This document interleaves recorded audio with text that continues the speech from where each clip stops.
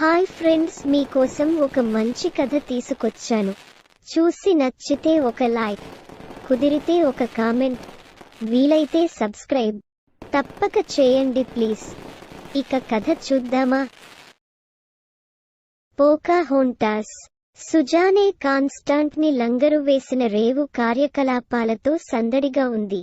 అతను తన ధైర్యవంతులైన వలసవాద సిబ్బందితో కలిసి కొత్త ప్రపంచం కోసం లండన్ నుండి బయలుదేరిన రోజు ఇది.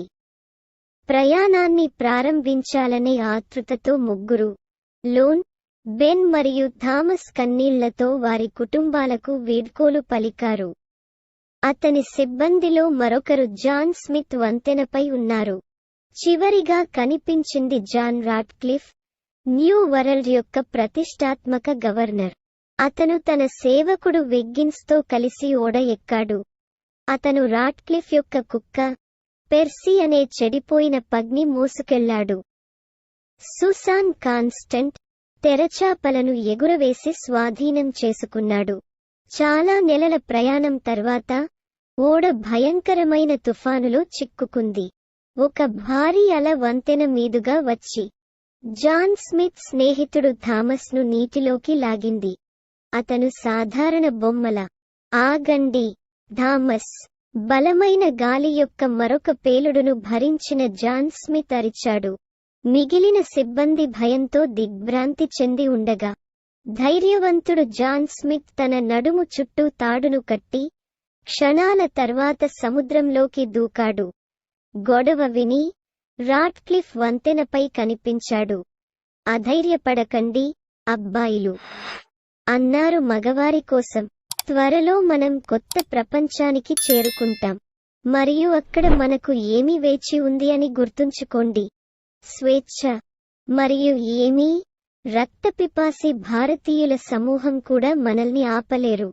ఇలా చెప్పి రాట్క్లిఫ్ తిరిగి వచ్చాడు తన క్యాబిన్లో. భారతీయులను నాకు వదిలేయండి. జాన్ స్మిత్ నవ్వాడు.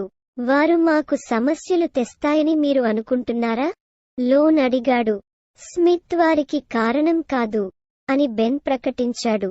అట్లాంటిక్కు అవతలి వైపున సుసాన్ కాన్స్టెంట్ నేరుగా తమ వైపుకు వెళుతోందని అనుమానించకుండా భారతీయ యోధుల బృందం భారత గ్రామమైన కేకట, తెలివైన షమన్ మరియు మిగిలిన తెగతో యుద్ధం తర్వాత ఇంటికి తిరిగి వస్తోంది. గొప్ప చీఫ్ పౌహటన్ మరియు అతని ధైర్య యోధుడు కోకంకి స్వాగతం పలికారు. పౌహాటన్ తన కుమార్తె పోకాహోంటాస్ కోసం వెతుకుతున్న తనను స్వాగతిస్తున్న ప్రేక్షకులను స్కాన్ చేశాడు.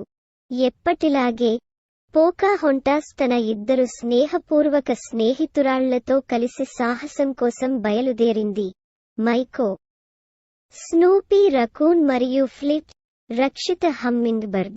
చురుగ్గా మరియు వేగంగా ఆ అమ్మాయి జలపాతం పక్కనే తనకు ఇష్టమైన రాక్ వైపు వెళుతోంది. ఆమె అద్భుతమైన ప్రకృతి దృశ్యాన్ని చూస్తున్నప్పుడు గాలి ఆమె మెరిసే నల్లటి జుట్టు యొక్క పొడవాటి జడలను తిప్పింది. అకస్మాత్తుగా ఆమె బెస్ట్ ఫ్రెండ్ నాకోమా పడవలో నుండి ఆమెను పిలిచిన గొంతుతో నిశ్శబ్దం బద్దలైంది. క్రిందికి రండి, పోకాహోంటాస్, మీ నాన్న తిరిగి వచ్చారు. అతను చివరకు తిరిగి వచ్చాడు, ఫ్లిట్. అతను రోడ్డు మీద నడుస్తున్నాడు, చాలా ఆనందంగా అన్నాడు. పోకాహోంటాస్ కొండ చివరికి తిరిగి వచ్చినప్పుడు మైకో మరియు ఫ్లిట్ అప్పటికే ఆమెను వెంబడించారు. నకోమాలో చేరడానికి అతను జలపాతం చివర ఉన్న కొలను వైపు రాతిపైకి విసిరాడు. కొన్ని క్షణాల తర్వాత ఆశ్చర్యపోయిన మికో మరియు ఆందోళన చెందిన ఫ్లిట్ అతనిని చేరుకోగలిగారు. పోకాహోంటాస్ కొంచెం స్ప్లాష్తో నీటిలో మునిగిపోయి పడవ కింద అదృశ్యమైంది. అతను పడవను నెట్టి పడవ బోల్తా కొట్టాడు. అందులో నాకోమా కూడా ఉంది. నవ్వుతూ ఇద్దరు అమ్మాయిలు పడవ తిప్పి కూర్చున్నారు. మీరు అక్కడ ఏమి చేస్తున్నారు? నాకోమా అడిగింది. నేను మళ్ళీ ఆ కల గురించి ఆలోచిస్తున్నాను అని నేను ఖచ్చితంగా అనుకుంటున్నాను. దీని అర్థం కానీ అది ఏమిటో నాకు తెలియదు. పోకాహోంటాస్, బహుశా మీరు మీ తండ్రిని అడగాలి అని నకోమా సూచించింది. మీరు చెప్పింది నిజమే, పోకాహోంటాస్, వెళ్దాం. తన తండ్రిని కలిసిన వెంటనే పోకాహొంటాస్ తన కల తనకు ఉత్తేజకరమైన ఏదో జరగబోతోందని హెచ్చరించిందని అతనికి చెప్పింది. అతని తండ్రి నవ్వి, నిజంగా? ఉత్తేజకరమైనది జరగబోతోంది. కోకం. అతను మీ చేయి కోసం నన్ను అడిగాడు. పోకాహొంటాస్ పొంగిపోయింది. కోకం యోధుడు అయినప్పటికీ ధైర్యవంతురాలైన ఆమె అతడిని పెళ్లి చేసుకుంటానని ఊహించలేదు. కాని తండ్రి, పోకాహొంటాస్ నిరసిస్తూ, నా కల నాకు మరొక మార్గాన్ని చూపుతుందని నేను నమ్ముతున్నాను. ప్రతిస్పందనగా పౌహాటన్ తన కుమార్తెకు చాలా సంవత్సరాల క్రితం పెళ్లి రోజున ఆమె తల్లి ధరించిన ముత్యాల హారాన్ని ఇచ్చి దానిని ఆమె మెడలో ఉంచి ఇలా అన్నాడు, పర్వతాల అడవి ప్రవాహం కూడా ఒకరోజు గొప్ప ప్రశాంతమైన నదిలో చేరాలి. తరువాత పోకాహొంటాస్ మికోతో ఒప్పుకున్నది. నేను నదిలా ప్రశాంతంగా ఉండాలని తను కోరుకుంటున్నాడు. కాని నాకు నదిలో శాంతియుతంగా ఏమీ లేదు. ఇది కొనసాగుతుంది మరియు ప్రతి మలుపు తర్వాత అది కొత్త మరియు ఉత్తేజకరమైనదాన్ని కనుగొంటుంది. మరియు ప్రతి మలుపు తర్వాత అది కొత్త మరియు ఉత్తేజకరమైన ఏదో కనుగొంటుంది. లోతైన ఆలోచనలో పోకాహొంటాస్ అమ్మమ్మ విల్లో నివసించిన అడవిలోని ఆ ప్రత్యేక ప్రదేశానికి చేరుకున్నది. ఇది మాయాజాలం మరియు చాలా తెలివైన చెట్టు. భారతీయ యువకుడు తన కలను తన స్నేహితుడికి చెప్పాడు. నేను అడవుల్లో నడుస్తున్నాను, పోకాహొంటాస్ ప్రారంభించింది, మరియు నా ముందు ఒక బాణం ఉంది. ఇది అకస్మాత్తుగా ఆగిపోయే వరకు వేగంగా తిరుగుతూ ఉంటుంది. అప్పుడు నేను మేల్కొంటాను. దీని అర్థం ఏమిటి, అమ్మమ్మ? విల్లో ప్రదక్షిణ బాణం మీకు దారి చూపుతున్నట్లు నాకు అనిపిస్తుంది అని పాత చెట్టు బదులిచ్చింది. మరియు నా మార్గం ఏమిటి? నేను దానిని ఎలా కనుగొంటాను? పోకాహొంటాస్ కొనసాగింది. ఒకసారి మీ అమ్మ నన్ను అదే ప్రశ్న అడిగారు. నేను వినమని చెప్పాను. ప్రియమైన అమ్మాయి, మీ చుట్టూ ఆత్మలు ఉన్నాయి. అవి భూమిపై, నీటిలో, ఆకాశంలో నివసిస్తాయి. మీరు వాటిని వింటుంటే అవి మీకు మార్గదర్శకంగా ఉంటాయి. అదే సమయంలో బలమైన గాలి వీచడం ప్రారంభించింది. పోకాహొంటాస్ అమ్మమ్మ విల్లో కొమ్మలను ఎక్కి గాలి తనతో ఏమి చెప్పాలనుకుంటుందో వినడానికి ప్రయత్నిస్తుంది. తను చెట్ల వైపు చూస్తుండగా దూరంగా కదులుతున్న తెల్లటి మేఘాలు తనకి కనిపించాయి. ఓడలో రాట్క్లిఫ్ స్మిత్కి చివరి నిమిషంలో సూచనలు ఇస్తున్నాడు.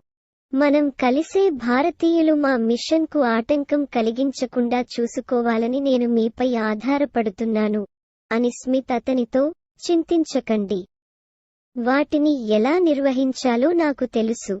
ఓడ తీరానికి చేరుకోగా పోకాహొంటాస్ ఒడ్డుకు సమీపంలోని ఒక రాతిపై పడింది. శిఖరాగ్రానికి చేరుకున్న తను చూసిన దృశ్యం చూసి షాక్ అయింది. నమ్మలేకపోయాను. తన భూమిలోని అడవులు మరియు జలాలు తనకి సన్నిహితంగా తెలిసినప్పటికీ ఇది తను ఎప్పుడూ చూడలేకపోయింది. అక్కడ అవి ఉన్నాయి మరియు ఇప్పుడు చాలా దగ్గరగా ఉన్నాయి. నేను ఇంతకు ముందు చూసిన వింత మేఘాలు. అవి సుసాన్ కాన్స్టాంట్ యొక్క తెరచాపలు గాలిలో ఎగిరిపోతున్నాయి.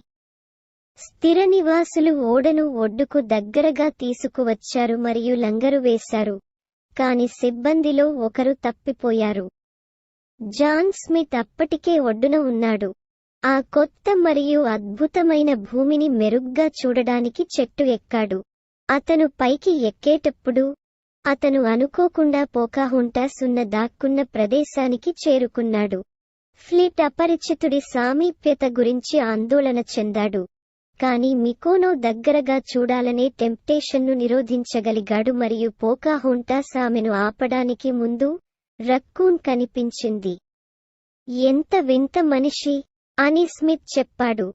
మైకో ఆమె ఆహారాన్ని ఉంచిన జేబును పసిగట్టగా కొత్తగా వచ్చిన వ్యక్తి కుక్కీ కోసం వెతికి చిన్న జంతువుకు ఇచ్చాడు. మికో పోకాహొంటాస్ మరియు ఫ్లిట్ దాక్కున్న వైపు చూసి కుకీని విజయగర్వంతో మింగేశాడు.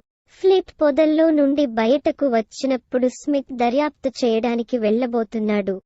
అపరిచితుడిని దృష్టి మరల్చడానికి జిగ్జాగ్ నమూనాలో ఫ్లాప్ చేశాడు. కింద నుండి స్మిత్ని పిలుస్తున్న బగల్ శబ్దం వచ్చింది. ఓడకు తిరిగి రావడానికి పోకాహోంటాస్ అలా కాదు తెలిసింది. ఇప్పటికీ రాట్క్లిఫ్ అధికారికంగా బీచ్లో బ్రిటిష్ జెండాను ఎగురవేసిన సమయంలోనే స్మిత్ వచ్చారు. నిజానికి రాట్క్లిఫ్ కింగ్ జేమ్స్ లేదా అతని స్వదేశీ ఇంగ్లండ్ యొక్క కీర్తి కోసం ఏమీ పట్టించుకోలేదు. అయితే ఈ కొత్త భూమి అతనికి అడవుల్లో భారతీయుల కోసం వెతకడానికి బంగారం మరియు సంపదను అందించగలదని నిర్ధారించుకోవడానికి భారతీయ గ్రామసభలో పూర్తి చర్చ జరిగింది. యోధుల సమూహం పాలిపోయిన ముఖాలను చూసింది మరియు పౌహతన్ వారి రాక యొక్క అర్థాన్ని కేకటాను అడిగాడు. మాంత్రికుడు చేతినిండా గన్పౌడర్ని మంటల్లోకి విసిరాడు. మంటల నుండి వెలువడే పొగ అగ్ని మరియు ఉరుములను వెదజల్లే వింత ఆయుధాలను పట్టుకున్న యోధుల రూపాన్ని సంతరించుకుంది. అప్పుడు ఆ మనుష్యులు అడవి తోడేళ్లు అయ్యారు. పోవటాన్ ఆందోళన చెందాడు. ట్రాక్ చేయడానికి కొంతమంది వ్యక్తులను నదికి తీసుకెళ్ళండి. ఆపే ఉద్దేశం వారికి లేదని ఆశిద్దాం, కోపంతో అన్నాడు. జాన్ స్మిత్ అడవులను అన్వేషిస్తున్నప్పుడు అతను ఒంటరిగా లేనట్లు భావించాడు. అతను చెప్పింది నిజమే. అతను అప్పటికే వెళ్లిపోయాడని అనుకుంటూ స్మిత్ తనకు చాలా దగ్గరగా ఉన్న జలపాతం వైపు వెళ్లే సమయంలో పోకాహోంటాస్ రాతిలో ఆమె దాక్కున్న ప్రదేశం నుండి బయటకు వచ్చింది. ఆమె నీటిని దాటడం చూడకుండా స్మిత్ తన తుపాకీని పోకాహోంటాస్ పై గురిపెట్టి జలపాతాన్ని దాటాడు.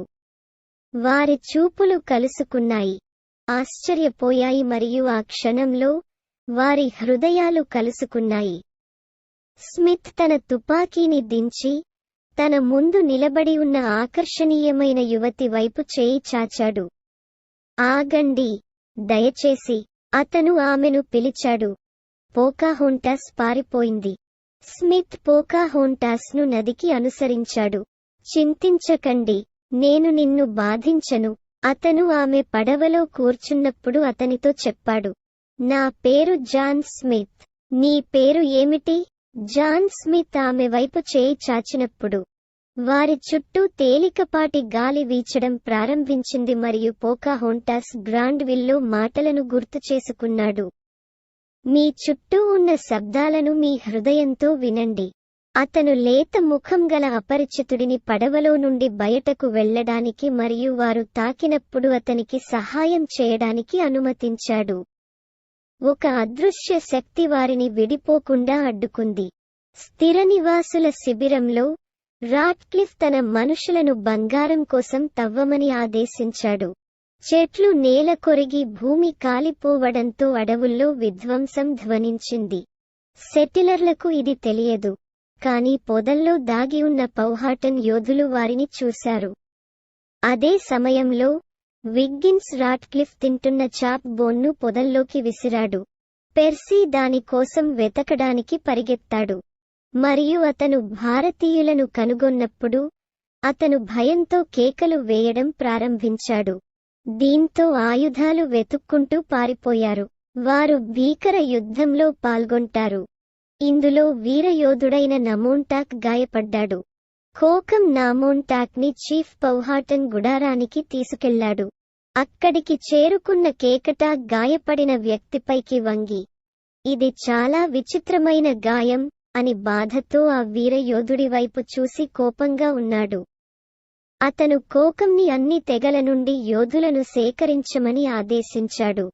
తద్వారా వారు కలిసి పోరాడారు. కొత్త శత్రువు. ఆ తెల్లవారు ప్రమాదకరం. వారు అన్నారు, వాళ్ల దగ్గరికి ఎవరూ రాకూడదు. పోకాహోంటాస్ మరియు జాన్ స్మిత్ నది ఒడ్డున మాట్లాడుతున్నారు. ఫ్లిట్ వారిని చూస్తున్నప్పుడు ఒకరినొకరు బాగా తెలుసుకోవాలని ప్రయత్నిస్తున్నారు. మికో స్మిత్ జేబులోకి ప్రవేశించి అతని దిక్సూచిని కుకీ అని భావించాడు. పోకాహోంటాస్ స్మిత్కి ఆమె ప్రజల ఆచారాలలో కొన్నింటిని నేర్పింది మరియు హలో మరియు వీడ్కోలు చెప్పమని అతనికి సంజ్ఞలు చూపించింది. స్మిత్ ఆమెతో, మేము ప్రస్తుతానికి హలోకి కట్టుబడి ఉంటాము.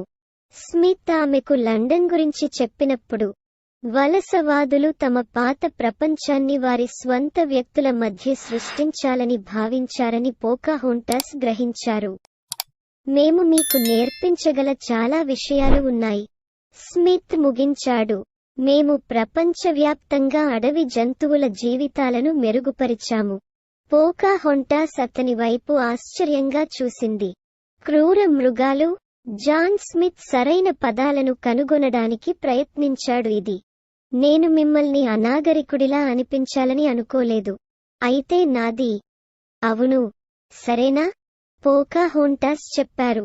సరే, నేను చెప్పదలుచుకున్నది ఏమిటంటే, నువ్వు స్మిత్ కొనసాగించాడు. మేము అలా కాదు, పోకాహోంటాస్ చల్లగా సమాధానం చెప్పింది. అతను నిరసన తెలపడానికి ముందు పోకాహోంటాస్ స్మిత్ చేతిని తీసుకున్నది. మీకోసం. భూమి చనిపోయిన విషయానికి మీరు చేయగలరు. హక్కులు. ఆమెను అడవిలోకి తీసుకెళ్తూ అన్నాడు. వారు పైన్ చెట్ల మధ్య మార్గాల్లో పరుగెత్తారు. వారు బ్లూ రివర్ మీదుగా వృత్తాలుగా ఎగిరిన హెరాన్లను దాటారు మరియు పోకాహోంటాస్ అతనికి జంతువులు, మొక్కలు, గాలి, మేఘాలు మరియు ప్రజల గురించి నేర్పించారు. కొందరు సజీవంగా ఉన్నారు మరియు వారికి ఒకరికొకరు అవసరం. సూర్యుడు తలపైకి ప్రకాశిస్తున్నప్పుడు మరియు ఆకులు అతనికి కాంతి నుండి నీడనిచ్చాయి. పోకాహోంటాస్ మాటలు స్మిత్ యొక్క ఆత్మను చేరుకున్నాయి. నేను గాలి యొక్క రంగులను ఆమె చేయగలిగినంతవరకు చూడగలిగాను మరియు ఆమె అనుభూతిని అనుభవించాను. ఆమె ఎప్పటికీ మారిపోయింది, కాని అడవిలో ప్రతిధ్వనించే డ్రమ్స్ శబ్దం ఆ అద్భుతమైన క్షణాన్ని ముగించింది. నగరంలో ఏదో చెడు జరుగుతోంది. స్మిత్ ఏదైనా చెప్పకముందే పోకాహోంటాస్ ఆమె ఇంటివైపు పరిగెత్తింది. సెటిలర్స్ క్యాంప్ వద్ద రాట్క్లిఫ్ కోపంగా ఉన్నాడు. అతని మనుషులకు బంగారం దొరకలేదు. మరోవైపు స్మిత్ పోకాహోంటాస్ గురించి మాత్రమే ఆలోచించగలడు. అతను ఎప్పుడూ ఆకలితో ఉంటాడు మరియు అతని పచ్చటి ప్లేట్ నుండి ఆహారాన్ని దొంగిలించడానికి పెర్సీ దుకాణంలోకి చొరబడ్డాడు. అతను దానిని కనుగొని దాని వెనుక పరుగెత్తాడు. స్థానికుల నుండి తమను తాము రక్షించుకోవడానికి స్థిర నివాసులు నిర్మిస్తున్న స్టాక్కేడ్ను దాటారు. భారతీయ యోధులు తమ గ్రామాన్ని స్థిర నివాసుల నుండి రక్షించడానికి ఒక స్టోర్హౌస్ను కూడా నిర్మించారు మరియు పౌహాటన ఆశ్రయం లోపల పోకాహోంటాస్ను పాతిపెట్టాడు మరియు చెప్పారు, ఉండమని ఆజ్ఞాపించాడు. అతను తన కుమార్తె వైపు గర్వంగా చూశాడు. ఆ నెక్లెస్తో నిన్ను చూసినప్పుడు నేను మీ అమ్మను చూస్తున్నట్లు అనిపిస్తుంది. ఆమె ఇక్కడ ఉంటే. పోకాహోంటాస్ బదులిచ్చారు, తను ఇక్కడే ఉన్నది. అతని తండ్రి చుట్టూ చూస్తూ సమాధానం చెప్పాడు. గాలి చెట్ల గుండా వెళుతున్నప్పుడల్లా దాని ఉనికిని నేను అనుభవిస్తున్నాను.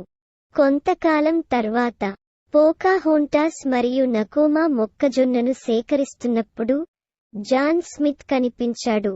నేను నిన్ను మళ్లీ చూడాలనుకున్నాను. స్మిత్ పోకాహోంటాస్తో గుసగుసలాడాడు. నకోమా చాలా భయపడ్డారు. పోకాహోంటాస్ శత్రువుతో ఎందుకు మాట్లాడావు? దయచేసి దీని గురించి ఎవరికీ చెప్పకండి. స్మిత్తో కలిసి అడవుల్లోకి అదృశ్యమైనప్పుడు పోకాహోంటాస్ తన స్నేహితురాలిని అడిగింది. వారు వెంటనే ఒక మంత్రముగ్ధమైన క్లియరింగ్ వద్దకు వచ్చారు. మరి మనం బంగారం కోసం వెతకడానికే ఇంత దూరం ప్రయాణించామని అనుకోవడం. స్మిత్ అన్నాడు. బంగారం అంటే ఏమిటి? అడిగింది పోకాహోంటాస్. స్మిత్ ఆమెకు వివరించినప్పుడు పోకాహోంటాస్ ఆశ్చర్యకరమైన నిజాన్ని వెల్లడించింది. తినడానికి సూర్యరశ్మి రంగులో ఉండే మొక్కజొన్న పుష్కలంగా ఉంది, కానీ బంగారం దొరకలేదు. అకస్మాత్తుగా గాలితో వచ్చిన శబ్దం విని పాత చెట్టు బెరడు నుండి అమ్మమ్మ విల్లో బయటకు వచ్చింది. స్మిత్ చాలా ఆశ్చర్యపోయాడు. అతను పోకాహోంటాస్ ఒడిలో పడిపోయాడు. Hello, John Smith. అమ్మమ్మ విల్లో. పోకాహోంటాస్. ఆ చెట్టు నాతో మాట్లాడుతోంది, వణుకుతూ అన్నాడు జాన్ స్మిత్. యువకుడా భయపడకు. ఆ అమ్మాయి సరదాగా, నేను దుష్ట ఆత్మను కాను. అమ్మమ్మ విల్లో కొన్ని క్షణాల తర్వాత స్మిత్ మరియు అమ్మమ్మ విల్లో ఇద్దరు పాత స్నేహితులలా మాట్లాడుతున్నారు మరియు పోకాహోంటాస్ ఒక్కసారిగా గ్రహించింది అమ్మమ్మ విల్లో తన కొత్త స్నేహితుడిని ఇష్టపడ్డారు. స్మిత్, నువ్వు ఎక్కడ ఉన్నావు మిత్రమా?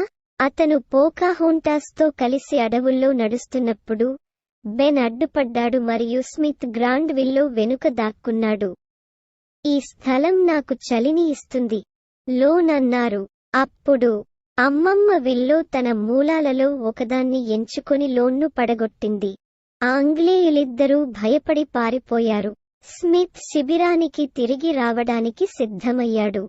నేను నిన్ను మళ్ళీ ఎప్పుడు చూస్తాను? పోకాహోంటాస్ అతనిని అడిగింది. ఈ రాత్రి, స్మిత్ బదులిచ్చారు. ఇక్కడే, నేను మీకోసం ఎదురు చూస్తూ ఉంటాను. ఆమె కళ్లలోకి చూస్తూ అన్నాడు. పోకాహోంటాస్ స్మిత్ అడవుల్లోకి వెళ్లడం చూసి, అయితే నేను ఏమి చేస్తున్నాను? నేను ఇలా చేయకూడదు, కానీ నేను ఆమెను మళ్లీ చూడాలనుకుంటున్నాను. నేను పల్లెటూరిలో నివసించి దాని గురించి మరచిపోవాలి. కానీ నేను చేస్తున్నది సరైనదని నాకు ఏదో చెబుతుంది. బహుశా ఇది మీ కల. అమ్మమ్మ విల్లో సూచించారు. నా కల. పోకాహోంటాస్ ఆశ్చర్యపోయింది. కదులుతున్న బాణం అతని వైపు గురిపెట్టింది. అమ్మమ్మ విల్లో నవ్వింది. మీ దారి దొరికినట్లుంది, ఆమె నిశ్శబ్దంగా చెప్పింది. పోకాహోంటాస్ ఇంటికి తిరిగి వెళ్లేటప్పుడు అమ్మమ్మ విల్లో మాటల గురించి ఆలోచించాడు. పోకాహోంటాస్ చూస్తుండగానే అరిచింది. కోకం గ్రామంలో గుమిగూడిన ప్రజల నుండి వాటిని చూడండి. ఇప్పుడు మేము ఆ తెల్ల రాక్షసులను నాశనం చేయడానికి తగినంత యోధులం. అతని మాటలకు భయపడిన పోకాహోంటాస్ తన తండ్రిని వెతుక్కుంటూ వెళ్లి సెటిలర్లతో పోరాడకుండా వారితో మాట్లాడమని వేడుకుంది. వాళ్ళు మాట్లాడటానికి ఇష్టపడరు, అతని తండ్రి ఆందోళనగా సమాధానం చెప్పాడు. కానీ వారిలో ఎవరైనా మాట్లాడాలనుకుంటే మీరు వింటారు, అవునా నాన్నా? అతను అసహనంగా కూతురివైపు చూశాడు. పోహటన్, అయితే అన్నారు. కానీ అది అంత సులభం కాదు. ఎంత తీసుకుంటే అంత. నేను కౌన్సిల్తో మాట్లాడటానికి వెళ్లే వరకు ఇప్పుడు మీరు సురక్షితమైన స్థలంలో ఉండండి. స్మిత్ శిబిరానికి తిరిగి వచ్చినప్పుడు రాట్క్లిఫ్ అతని కోసం ఆసక్తిగా ఎదురుచూస్తున్నాడు. మీరు పోరాడటానికి ప్రజలను సిద్ధం చేయాలని నేను కోరుకుంటున్నాను, అతను ఆదేశించాడు. ఆ మృగాలను శాశ్వతంగా నాశనం చేద్దాం, మొదలైనవి. బంగారం మనదే అవుతుంది. స్మిత్ రాట్క్లిఫ్ను ఒప్పించేందుకు ప్రయత్నించాడు బంగారం లేదని. అతను అతనికి మొక్కజొన్న చూపించాడు మరియు భారతీయులకు పిండి మరియు కుకీలకు బదులుగా ఆహారం మాత్రమే ఉందని వివరించాడు. కానీ రాట్క్లిఫ్ దాని గురించి మాట్లాడటానికి కూడా ముందుకు రాలేదు. ఎవరైనా భారతీయుడిని చూసి చంపకపోతే అతనికి న్యాయం జరుగుతుంది మరియు రాజద్రోహం కోసం ఉరితీయబడతారు, అతను ప్రకటించాడు. ఆ రాత్రి నకోమా గ్రామాన్ని విడిచిపెట్టడానికి సిద్ధమవుతుండగా ఆమె శవపేటిక దగ్గర పోకాహోంటాస్ను కనుగొంటుంది స్మిత్. పోకాహోంటాస్ని కలవండి, వారు అన్నారు. మీరు అతనితో వెళ్లలేరు, వారిలో అతనొకడు. మీరు మీ ప్రజలకు ద్రోహం చేస్తున్నారు. నేను మీకు సహాయం చేయడానికి ప్రయత్నిస్తున్నాను. పోకాహోంటాస్ అడవిలోకి పరిగెత్తినప్పుడు చెప్పింది. తన స్నేహితుడికి అర్థం కాలేదని ఒప్పించింది. నాకోమా పోకాహోంటాస్ గురించి చాలా ఆందోళన చెందింది. ఆమె ఎక్కడికి వెళ్ళిందో చెప్పడానికి కోకోమాకు వెళ్ళింది. అతని మనుషులు యుద్ధానికి సిద్ధమైనప్పుడు స్మిత్ మరియు పోకాహోంటాస్ మంత్రించిన క్లియరింగ్ వద్దకు వచ్చారు. బహుశా దీన్ని ఆపడానికి ఇంకా ఆలస్యం కాకపోవచ్చు అని అతను చెప్పాడు. పోకాహోంటాస్, నాతో వచ్చి మా నాన్నతో మాట్లాడు. నేను ఇప్పటికే నా ప్రజలను ఒప్పించడానికి ప్రయత్నించాను, కానీ అది పనికిరానిది. అకస్మాత్తుగా పెర్సీ మికో కోసం వెతుకుతున్న క్లియరింగ్లో కనిపిస్తాడు. స్మిత్ మరియు పోకాహోంటాస్ వారిని వేరు చేయడానికి ప్రయత్నించినప్పుడు వారు ఒకరినొకరు వెంబడించారు. చూడండి, నా మాట ఏమిటంటే, రెండు పక్షాలు పోరాడాలనుకున్నప్పుడు దాన్ని ఎవరూ ఆపలేరు అని స్మిత్ బాధగా చెప్పాడు. ఆ సమయంలో అమ్మమ్మ విల్లో కనిపించింది మరియు తన కొమ్మలలో ఒకదాన్ని నీటిలో ఉంచింది. అలలను చూడు అని స్మిత్ను ఉద్దేశించి అన్నాడు. అవి మొదట చిన్నవిగా ఉంటాయి, కానీ తరువాత పెద్దవిగా అవుతాయి. స్మిత్ అమ్మమ్మ విల్లోని అర్థం చేసుకున్నాడు. అలాగే మీ నాన్నతో మాట్లాడదాం. అతని ధైర్యానికి ప్రేరణ పొందిన పోకాహొంటాస్ అతనిని ఆలింగనం చేసుకున్నారు మరియు వారు ఆమెను ప్రేమగా ముద్దు పెట్టుకున్నారు. ఆ సమయంలో కోకం కనిపించింది. అతను ప్రేమికుల కౌగిలిని ఛేదించి స్మిత్ పైకి దూసుకెళ్లాడు. పోకాహొంటాస్ భయంతో చూస్తుండగా వారు కోకం కత్తిని పొందడానికి పోరాడారు. థామస్ పొదలు నుండి బయటకు వచ్చాడు మరియు కొకుమా స్మిత్ను పొడిచివేయబోతున్నాడని చూసినప్పుడు అతను తన తుపాకీని కాల్చాడు. వీర యోధుడిని తీవ్రంగా గాయపరిచాడు. కోకం పడిపోయినప్పుడు అతను పోకాహొంటాస్ ఆమె పెళ్లిరోజు ధరించాల్సిన నెక్లెస్ను పట్టుకున్నాడు. అది ఆమె నిర్జీవమైన శరీరం పక్కన నేలపై పడిపోయింది. వెళ్ళిపో, థామస్! యోధుల గుంపు వారిపైకి దూసుకురావడంతో స్మిత్ అరిచాడు. స్మిత్ను తీసుకెళ్తున్నప్పుడు పోకాహొంటాస్ అపనమ్మకంతో చూశాడు. అప్పటికే గ్రామంలో కోకంని నిందించాడు. పోకాహొంటాస్ నిరసన తెలిపినప్పుడు స్మిత్ను చనిపోవాలని నిందించాడు. అతని చెవుల్లో గట్టిగా, మీ మూర్ఖత్వాల కారణంగా కోకుం చనిపోయాడు అని అతను చెప్పాడు. మీరు మీ తండ్రికి అవమానం తెచ్చారు. స్మిత్ను అతను దుకాణానికి తీసుకెళ్లారు. మరుసటి రోజు వరకు ఒంటరిగా ఉండండి. కాని నాకోం పోకాహొంటాస్ సంరక్షకులకు కుమార్తె అని చెబుతుంది. బాస్ చంపిన వ్యక్తిని చూడాలనుకున్నాడు కోకం దగ్గర, మరియు అతను వారిని లోపలికి అనుమతించాడు. మనం ఎప్పుడూ కలవకుండా ఉంటే బాగుండేది, అతను విచారంగా అన్నాడు. ఇలాంటిదేమీ జరగలేదు. మీరు లేకుండా 100 సంవత్సరాలు జీవించడం కంటే నేను రేపు చనిపోతాను తెలిసిన స్మిత్ నిరసన తెలిపాడు. నేను నిన్ను విడిచిపెట్టలేను. పోకాహొంటాస్ గుసగుసలాడింది. మీరు ఎప్పటికీ అలా చేయరు. ఏమైనప్పటికీ నేను ఎల్లప్పుడూ మీతో ఉంటాను. మీరు చూస్తారా? రాట్క్లిఫ్ అన్నారు. స్మిత్ అతని స్నేహితుడిగా ఉండటానికి ప్రయత్నించాడు మరియు అతనికి ఏమి జరిగిందో చూడండి. ఇప్పుడు వాటన్నింటినీ నాశనం చేసే సమయం వచ్చింది. మన మనిషిని మనం కాపాడుకోవాలి. పోకాహొంటాస్ చాలా విచారంగా, మంత్రముగ్ధమైన క్లియరింగ్ వైపు వెళ్ళింది. నా కల నన్ను జాన్ స్మిత్ వద్దకు తీసుకువెళుతుందని నేను అనుకున్నాను. అమ్మమ్మ విల్లో ఆమెకు చెప్పారు. కానీ నేను తప్పు చేశాను. అదే సమయంలో మికో అతనికి జాన్ స్మిత్ యొక్క దిక్సూచిని ఇచ్చాడు. అతను దానిని తీసుకున్నప్పుడు అద్భుతమైన ఏదో జరిగింది. బాణం తిరిగింది మరియు అది తన కల నుండి వచ్చిన సంకేతమని ఆమెకు తెలుసు. నేను తిరిగి వెళ్ళాలి, ఆమె ఉత్సాహంగా చెప్పింది. ఆకస్మిక బాణం నడక ఆగిపోయింది.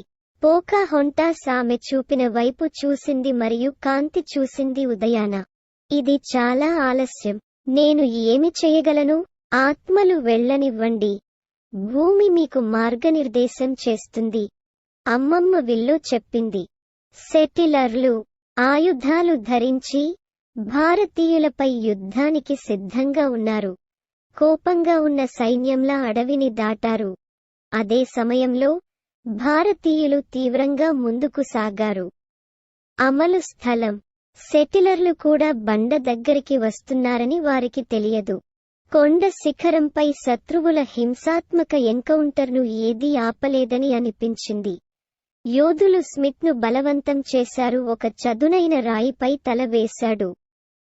చీఫ్ పౌహాటన్ తన గొడ్డలిని ఆఖరి దెబ్బకు గురిచేయడంతో స్థిర నివాసులు పొదల్లోకి వెళ్లి కాల్పులు జరిపేందుకు సిద్ధమయ్యారు. అకస్మాత్తుగా పోకాహొంటాస్ కనిపించి స్మిత్పై విరుచుకుపడ్డాడు. లేదు, వాడిని చంపేస్తే నన్ను కూడా చంపవలసి వస్తుంది. ద్వేషం యొక్క మార్గం మమ్మల్ని ఇక్కడకు నడిపించింది. మీరు మాత్రమే ఈ మార్పులన్నీ చేయగలరు, నాన్న. గాలి వీచడం ప్రారంభించింది మరియు పోకాహోంటాస్ తల్లి అని పౌహాటన్ భావించాడు. పోకాహోంటాస్ యొక్క ఆత్మ తన కుమార్తె మాటలను వినమని చెబుతుంది. పోకాహోంటాస్ ధైర్యం మరియు తెలివితో మాట్లాడుతుంది. ఇక నుంచి మరణం ఉండదు. మనల్ని మనం నడిపించుకుందాం. శాంతి మార్గం. యోధులు అవిశ్వాసంతో తమ ఆయుధాలను దించటం ప్రారంభించారు. ఇది మా అవకాశం అని అరిచాడు రాట్క్లిఫ్. షూట్! కానీ చివరికి సంస్థానాధీశులు గవర్నర్ యొక్క అపారమైన ఆశయాలను తెలుసుకుని వారి ఆయుధాలు వేశారు. నిరాశతో రాట్క్లిఫ్ తుపాకీని తీసుకుని పౌహాటన్ను కాల్చాడు. ఏమి జరగబోతోందో గ్రహించిన స్మిత్ చీఫ్ పౌహటన్పైకి దూసుకెళ్లి అతన్ని పడగొట్టాడు. ఆ విధంగా బుల్లెట్ భారత హిట్ బహదూర్ స్మిత్ను లక్ష్యంగా చేసుకుంది. దీంతో కాలనీ వాసులు ఆగ్రహం వ్యక్తం చేశారు. అతన్ని పట్టుకోండి, బెన్ లోన్ మరియు స్వయంగా అరిచాడు. రాట్క్లిఫ్ పట్టుబడ్డాడు. వెంటనే గవర్నర్ను బంధించి ఓడలో బంధించారు. సుసాన్ కాన్స్టాంట్ ఇంగ్లాండ్కు తిరిగి రావడానికి సిద్ధమవుతున్నప్పుడు జాన్ స్మిత్ స్ట్రెచర్పై పడుకున్నప్పుడు పోకాహోంటాస్ శిబిరంలో చీఫ్ పౌహాటన్, నకోమా మరియు మిగిలిన తెగతో కనిపించాడు. వారు దుప్పట్లు తెచ్చారు మరియు స్థిర నివాసులకు మక్కా. థామస్ పోకాహోంటాస్ని సంప్రదించాడు. జీవించడానికి మీ ఏకైక అవకాశం తిరిగి రావడమే. ఇక్కడే ఉండిపోతే చచ్చిపోతాడు అని స్మిత్ పక్కనే చెప్పాడు. మోకరిల్లింది పోకాహోంటాస్. ఇక్కడ. అతను ఆమెకు ఒక బ్యాగ్ ఇస్తూ అన్నాడు. ఇది గ్రైనీ విల్లో బెరడు. ఇది మీ నొప్పిని తగ్గిస్తుంది. పౌహతాన్ దగ్గరగా వచ్చి స్మిత్పై తన అంగీని ఉంచాడు. మీకు ఎల్లప్పుడూ మా మధ్య స్వాగతం ఉంటుంది. ధన్యవాదాలు నా సోదరుడు, ఆమె మెల్లగా చెప్పారు. అప్పుడు వారు పోకాహోంటాస్ తల్లి హారాన్ని తీసుకువచ్చారు మరియు స్మిత్ని ప్రేమగా చూశారు. పక్కకు చూశాడు. మీరు నాతో వస్తున్నారా? అతను అడిగాడు. పోకాహోంటాస్, నీ వల్ల యుద్ధం ఆగిపోయింది. నువ్వు వెళ్ళిపోతే. పోకాహోంటాస్ తన తండ్రిని వేడుకుంది. పోకాహోంటాస్ ఆకలితో అలమటిస్తున్న వారితో కలిసి శాంతికి చిహ్నంగా ఉన్నప్పుడు మీరు మీ స్వంత మార్గాన్ని ఎంచుకోవాలి. ఆహారం బుట్టలను పంచుకోవడం. కాబట్టి ఆమె మార్గం ఎలా ఉంటుందో ఆమెకు తెలుసు. ఆమె కన్నీళ్లు ఆమె మాటల కంటే జాన్ స్మిత్కు తన నిర్ణయాన్ని బాగా తెలియజేసింది.